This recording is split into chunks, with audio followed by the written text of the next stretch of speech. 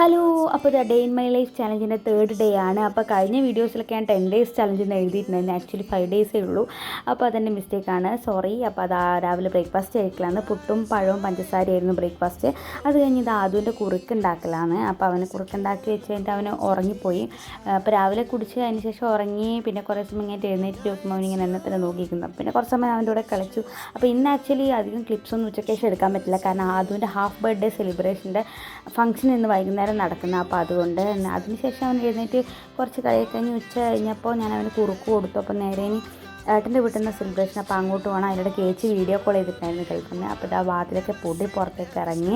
അപ്പോൾ ഇതിൻ്റെ ഡീറ്റെയിൽഡ് ഒരു ഷോർട്സ് ഞാൻ വേറെ ഇടുന്നുണ്ട്. അപ്പോൾ ഇതിനകത്ത് അധികം ടിപ്സൊന്നും കാണിക്കുന്നില്ല.